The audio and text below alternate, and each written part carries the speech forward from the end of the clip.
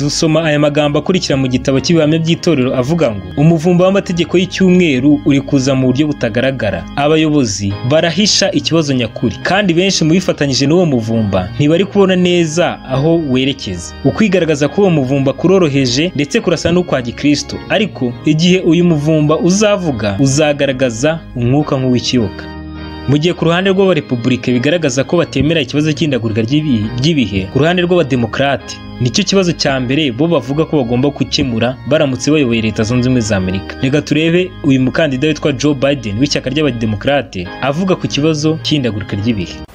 Top issue is saving the planet as global warming. Ikibazo cya mbere ngomba kwitaho ni ikibazo kijyanye no gutabara iyi si nkayikiza ikibazo cy'indagurika ry'ibihe. Ndatekereza ko igihugu cyiteguye kuntora, kandi ntekereza ko ninjye muyobozi ukomeye ushobora kuyobora isi nkanayobora Leta Zunze Ubumwe za Amerika kugira ngo tureme ahazaza heza muri kino kinyejana cya 21. Ibyo ngibyo ntabwo ntekereza ko nabikora ndi umwe, ahubwo ntekereza ko ngomba kubikora mfatanyije n'abaturage. Aha rero ku ruhande rwa Joe Biden yaramuka atowe nk'uko abivuze, ikibazo cya mbere agomba kwita aheraho ni ukwita ku kibazo cy'indagurika ry'ibihe. Mwibuke mu ntangiriro ko twabonye neza ko uyu mugabo ari umwe mu bagize Kiliziya Gatolika y'i Roma, bisobanuye ko uburyo yakemuramo ikino kibazo cy'indagurika ry'ibihe nta kabuza ni ukumvira amategeko n'amabwiriza ya Papa Francis. Mu kindi kiganiro mpaka kiba hagati y'abakandida bashaka kwiyamamariza kuyobora Leta Zunze Ubumwe za Amerika cyatambutse kuri televiziyo ya CNN, Joe Biden yongeye kwemeza ko ikibazo cy'indagurika ry'ibihe ari cyo kibazo gikomeye isi ifite, kandi ko ari cyo kibazo agomba guheraho naramuka atorewe kuyobora Leta Zunze Ubumwe za Amerika mu mwaka wa 2020.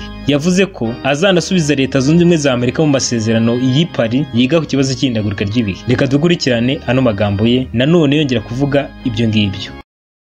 The single greatest threat to our national security, they said, is climate change.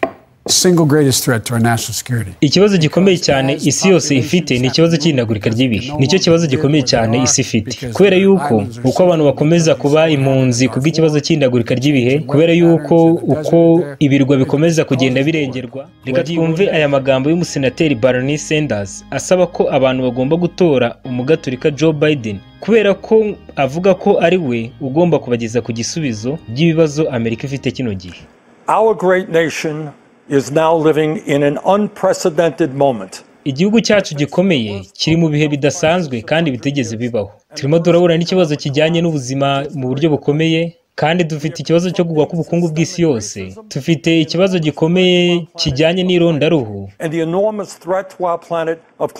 kandi dufite n'ikibazo kiruta ibindi byose cy'ihindagurika ry'ibihe. Kandi hagati muri ibyo bibazo byose dufite umuperezida utaragize icyo akora na kimwe mu kugira ngo yite kuri bino bibazo, ahubwo akomeje kutuyobora mu nzira zijyanye n'igitugu ndetse n'umwijima. Aya matora niyo matora y'ingenzi cyane muri Leta Zunze Ubumwe za Amerika kuva igihe yabereye. Kandi kugira ngo tubashe gukemura ibibazo bikomeye dufite muri kino gihe, dukeneye ubufasha bwanyu, ndetse dukeneye n'umuvumba ukomeye cyane ufatanyije n'abaturage biteguye kugira ngo bahagarare hanyuma bashyigikire ukwishyira ukwizana kwa buri muntu wese. And we need Joe Biden as our next president.